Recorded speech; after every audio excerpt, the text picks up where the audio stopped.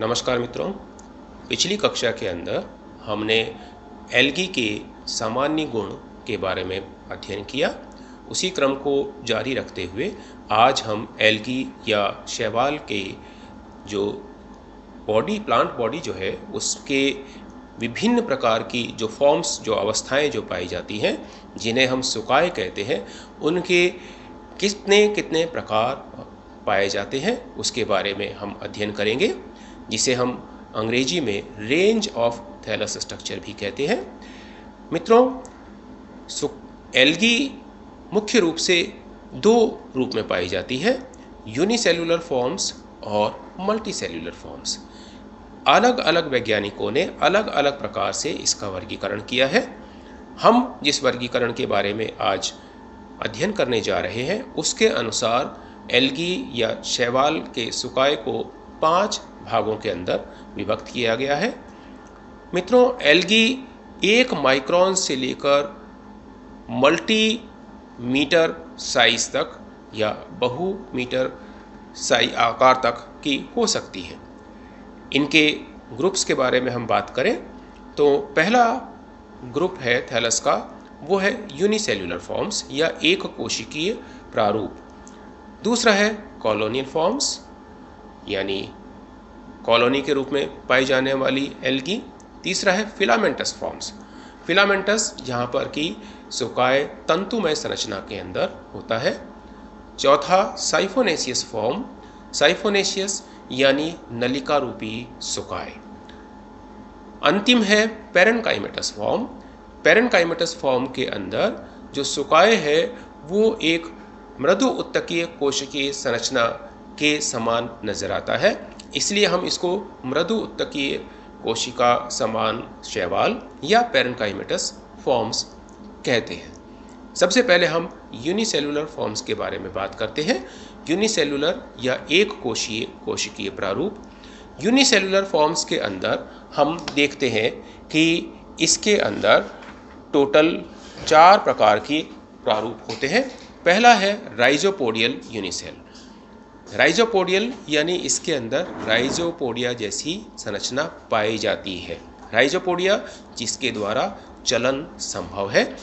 इस वजह से इन कोशिकाओं के अंदर कठोर कोशिका भित्ति नहीं पाई जाती है और ये साइटोप्लाज्मिक प्रोजेक्शंस या जीव द्रव्य के जो प्रोजेक्शंस हैं उनके कारण ये मोटाइल या चलित अवस्था के अंदर रहते हैं। एग्जाम्पल के बारे में बात करें, इसमें राइजोक्राइसिस जो क्राइसोफाइसी का मेंबर है, राइजोक्लोरिस जो जेंथोफाइसी का मेंबर है, देन क्रिस अमीबा जो क्राइसोफाइसी का मेंबर है। ये राइजोपोडियल यूनिसेल प्रारूप के अंदर पाई जाने वाली एल्गी हैं। दूसरे के बारे में हम बात करते हैं फ्लैजिलेटेड यूनिसेल्स। फ्लैजिलेटेड यूनिसेल यानी वो एक कोशिकीय प्रारूप जिनके अंदर फ्लैजिला या तंतु पाया जाता है। फ्लैजिलेटेड यूनिफॉर्म्स एल्गी के बहुत से ग्रुप्स के अंदर पाई जाती हैं, जैसे साइनोफाइसी, फियोफाइसी, रोडोफाइसी आदि। इन कोशिकाओं के अंदर सामान्य तौर से कोशिका अथवा उनके गैमीट के अंदर ये मोटाइल या चलित अवस्था पाई जाती है, जो गैमीट भी हो सकती है और ज़ूस्पोर भी हो सकती है। तंतु का प्रकार और उनकी संख्या ये अलग अलग प्रकार की हो सकती है। उदाहरण के तौर पर हम बात करें क्लोरोफाइसी की कई कोशिकाओं के अंदर ज़ूस्पोर्स में तथा गैमीट्स के अंदर 2 एक समान लंबाई के तंतु पाए जाते हैं। इनका संख्या समय समय पर अलग अलग हो सकती है, लेकिन सामान्य तौर से ये 2 के गुणक के रूप में पाए जाते हैं।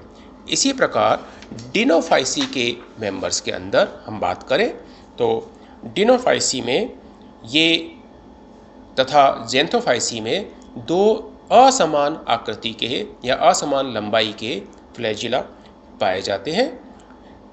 इनमें पहला जो तंतु है वो अलग प्लेन पे और दूसरा अलग प्लेन के ऊपर पाया जाता है।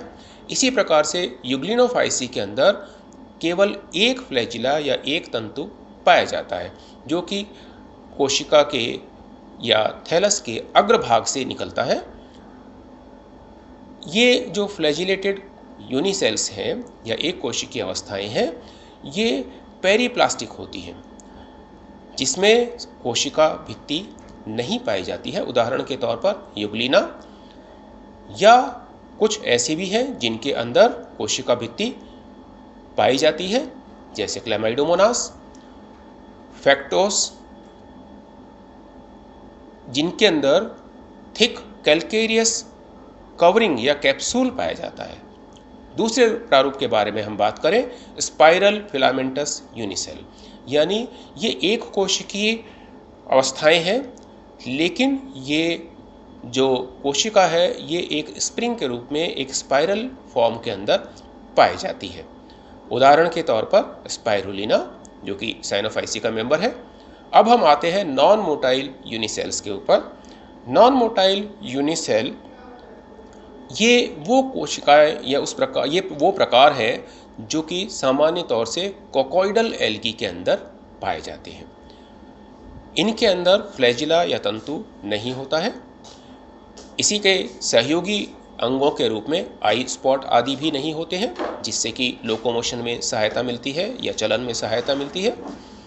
सबसे सामान्य रूप में पाई जाने वाली नॉन मोटाइल या अचलित जो प्रकार है, वो प्रकार पाए जाते हैं साइनोफाइसी के मेंबर्स के अंदर। उदाहरण के तौर पर क्रूकोकस। इसी प्रकार से क्लोरोफाइसी के जो मेंबर्स हैं उनमें केंद्रक तथा प्लास्टिड्स वर्णक पाए जाते हैं। उदाहरण के तौर पर क्लोरेला। नॉन मोटाइल यूनिसेल्स जैसे बैसिलोफाइसी के मेंबर तथा डायटम्स आदि के अंदर ये दो हिस्सों के अंदर, दो हाल्व्स के अंदर होते हैं, जो कि एक ग्रिड के द्वारा जुड़े हुए होते हैं। अगले प्रकार के अंदर हम आते हैं, ये है कॉलोनियल फॉर्म्स। कॉलोनियल फॉर्म्स का अर्थ है एक से अधिक कोशिकाओं का एक साथ एकत्रित हो जाना। इनमें कोशिका विभाजन के पश्चात जो पुत्री कोशिकाएं हैं वो एक म्यूसिलेजिनस शीथ के अंदर बंधी रहती हैं और सभी कोशिकाएं मिलकर एक कॉलोनी का फॉर्म धारण कर लेती हैं। उदाहरण के तौर पर वॉल्वॉक्स।